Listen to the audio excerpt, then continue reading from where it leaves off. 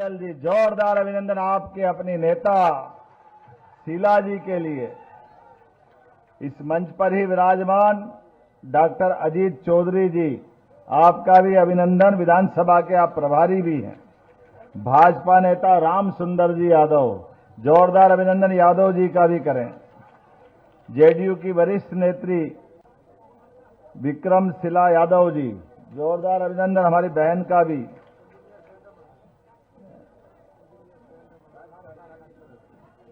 संतोष Paswan ji, LJP के अध्यक्ष, इस अवसर पर शैलेंद्र मंडल जी, जोरदार अभिनंदन मंडल जी का भी करें। और पूरे मंच का एक बार दोनों हाथ जोड़ के आप सबको प्रणाम करता हूं। और मैं बाबा महाकाल की धरती से आता हूं और इसलिए एक बार जोरदार जयकारा लगाएं। महाकाल महाराज की, सीता मैया की, प्रभु रामचंद्र महाराज की, गोपाल कृष्ण भगवान की। आज आपके बीच फूल परास और मधुबनी जिला तो मधुबनी पेंटिंग के लिए पूरे दुनिया में प्रसिद्ध है। मधुबनी जिला, जोरदार अभिनंदन। इतनी सुंदर क्या कलाकारी होती है अपने सब प्रकार से। और वो जो मस्तक पे लगने वाला आपका राजसी पाग, ऐसा लगता है कि सोने चांदी के मुकुट फीके पड़ जाए, इतना सुंदर बनता है, वाकई अद्भुत लगता है। राजा जनक के काल से जनक की धरती पर आज जिस प्रकार का यहां वातावरण दिख रहा है, चुनाव में चारों तरफ से अब जिस वातावरण की हम चुनाव में बात कर रहे हैं, बड़ी संख्या में बहनें बैठी है। और मैं आपके साथ चुनाव के दरमियान बात अगर करने आया हूं, तो यहां हमारी शीला बहन जी आपकी जांची परखी और क्या वास्तव में चूल्हे चौके से लगा करके हमारी मंत्रिमंडल की सदस्य बनने तक क्या काम करती बहन, जोरदार अभिनंदन।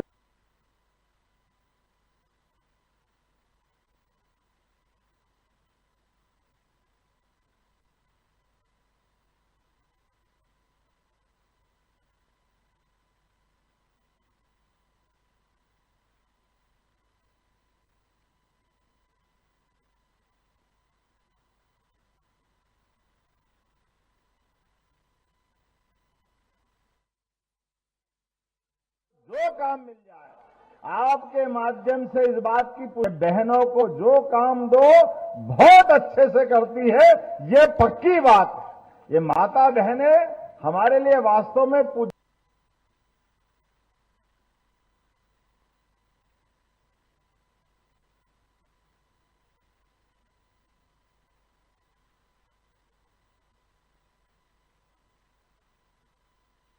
जी के लिए भी जोरदार अभिनंदन करो। हमारे यशस्वी प्रधानमंत्री के लिए धीरे धीरे करके माता बहनों के लिए कितना काम कर रहे हैं।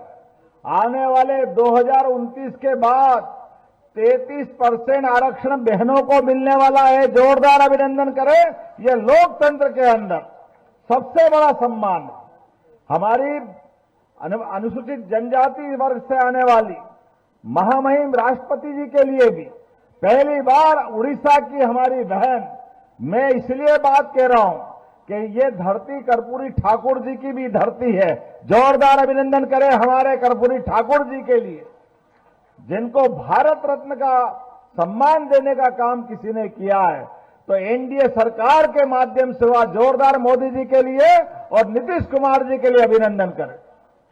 हमारे हर एक नायक जिसने सभी वर्गों के कल्याण के लिए काम किए, छोटे से छोटे समाज के व्यक्ति को भी जोड़ करके लोकतंत्र में सम्मान के साथ आगे खड़ा करना, ये व्यक्ति जो लंबे समय तक काम करते हैं, लेकिन बड़े दुर्भाग्य के साथ कहना पड़ेगा, कांग्रेस केवल वोट मांगती है, जमाने भर की बात करती, लेकिन जब कभी भारत रत्न का मौका आए तो अपने खानदान के अलावा कोई दिखता नहीं है उनको।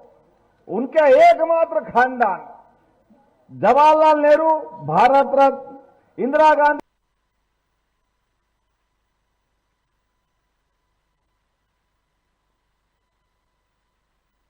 भारत रत्न, बाद में राजीव, सारे भारत रत्न घर में लाते हैं और ये मोदी जी है जो योग्य लोग वहां तक पहुंचाते हैं। जोरदार अभिनंदन।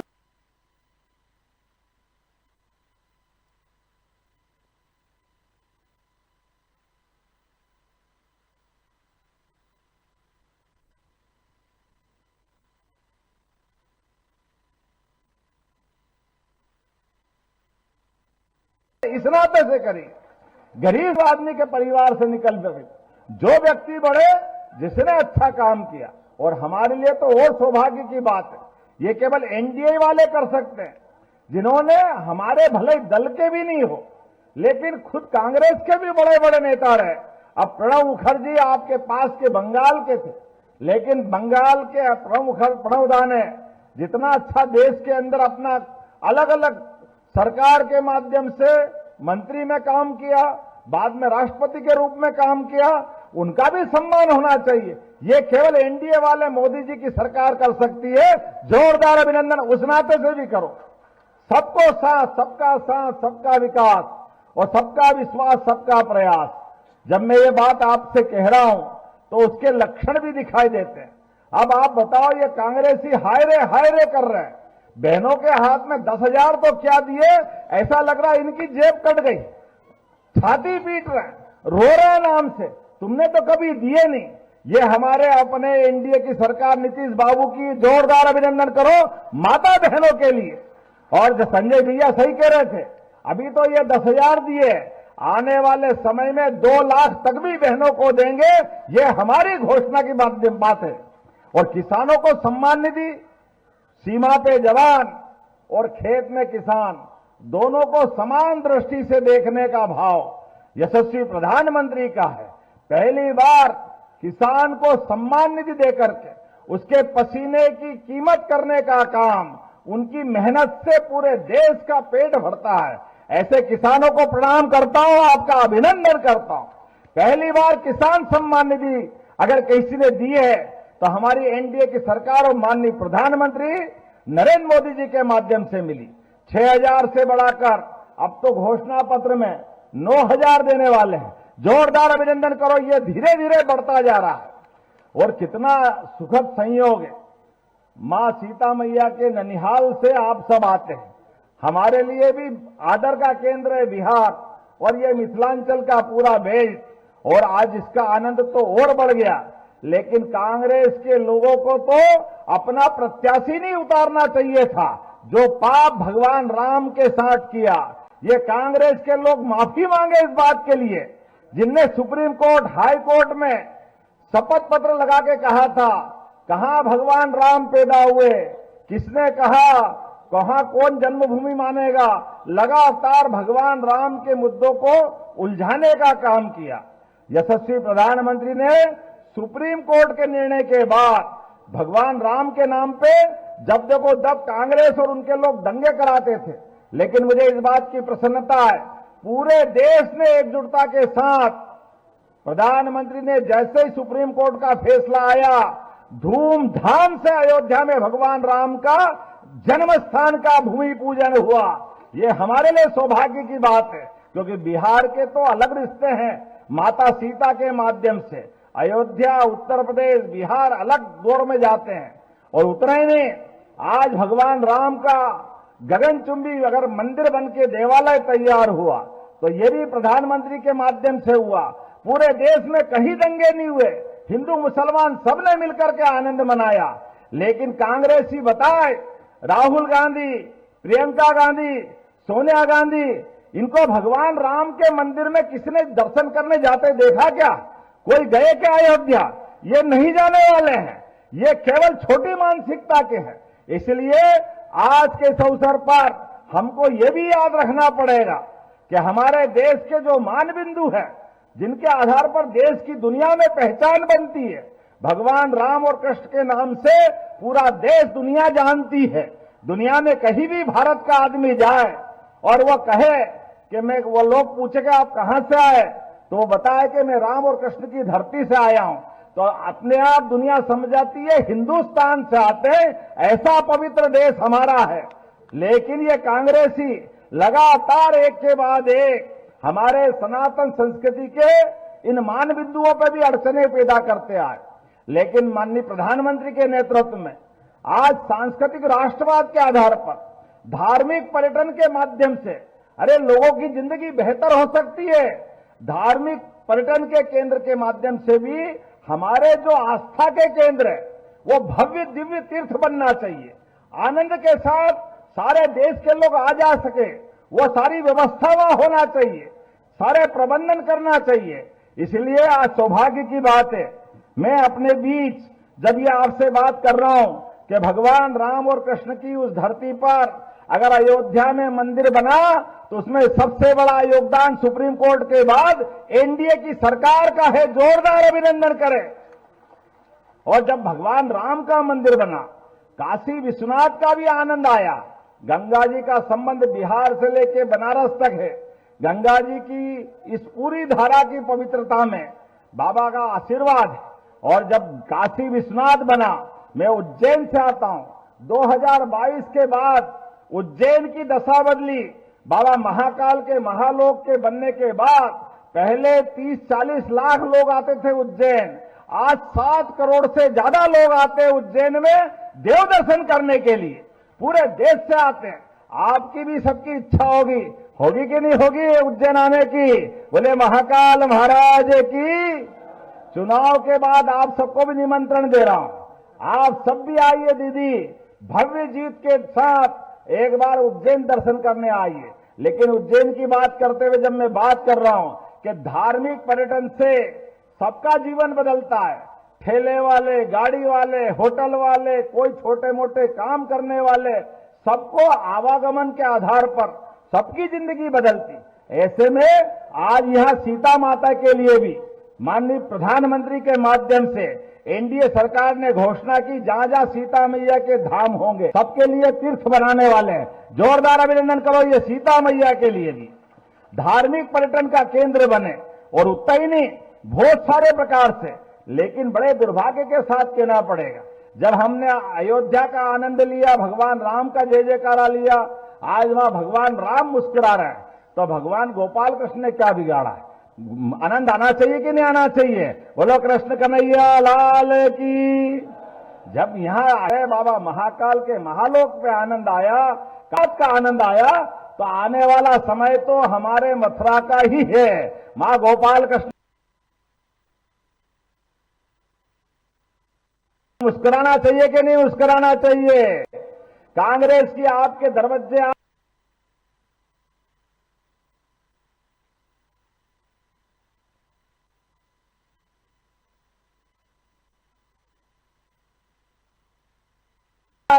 तो उनसे बोलना। अब कहते नहीं राम हमारे भी है, हम भी कह रहे हैं।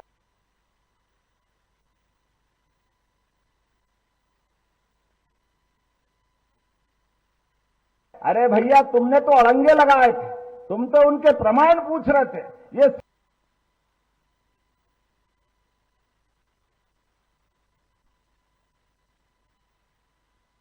अरे पाप तुम्हारे सिर पे। चलो कोई बात नहीं, वो भूल जाते हैं। आप दम से बोल दो कि हां मथुरा में धूमधाम से मंदिर बनाएंगे। हे दम तो बोल के बताओ।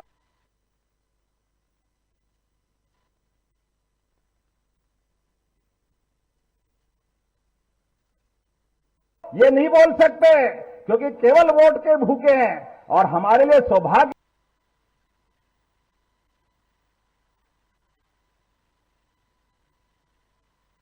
की बात है, आज मैं मिथिला में आकर के फूल परास में अपनी बहन के लिए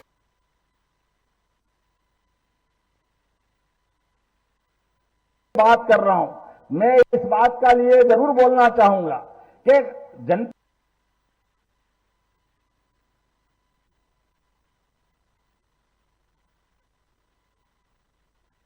के अंदर ये हमारी पार्टी का जो नारा है, सबका साथ सबका विकास, ये केवल बोलने के लिए नहीं, ये हर एक व्यक्ति के लिए। अरे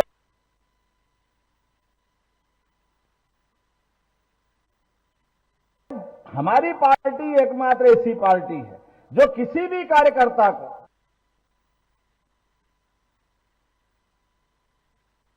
किसी को मंत्री, विधायक, सांसद, जाति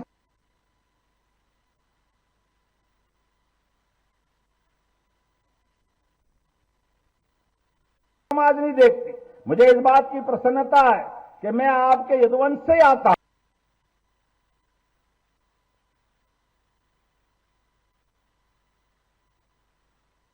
और यदुवंश से आने के बाद भी पार्टी विधायक बनाती है,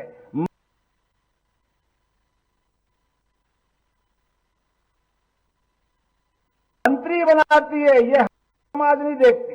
मुझे इस बात की प्रसन्नता है कि मैं आपके यदुवंश से आता हूं और यदुवंश से आने के बाद भी पार्टी विधायक बनाती है, मंत्री बनाती है, ये हमारा सौभाग्य है। ये पार्टी हमारी सबको साथ लेके चलने वाली पार्टी, इसीलिए मंत्री और मुख्यमंत्री का तो सोच ही नहीं सकते। दूसरी पार्टी करके बताए, वो केवल एक परिवार से बाहर नहीं आती और हमारी जैसी पार्टी सबको मौका देती। परमात्मा की दया से जब मैं आज आपके बीच में बात करने आया हूं, तो ये लोकतंत्र में होना चाहिए कि नहीं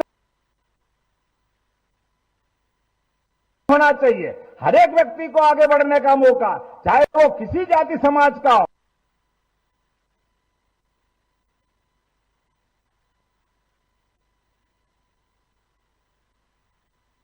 ये मौका मिलना चाहिए कि नहीं मिलना चाहिए? तो हमारे बीच आज का चुनाव इसी बात का है कि एक तरफ परिवारवाद और एक तरफ राष्ट्रवाद,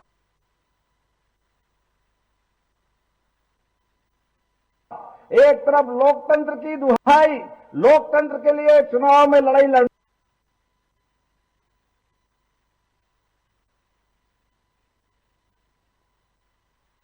वाला मामला है और दूसरी तरफ एक परिवार के लोग लड़ते हैं। मैं आज आपसे बात करने आया हूं, इस नाते से भी बात करता हूं कि भगवान कृष्ण का जब हमारी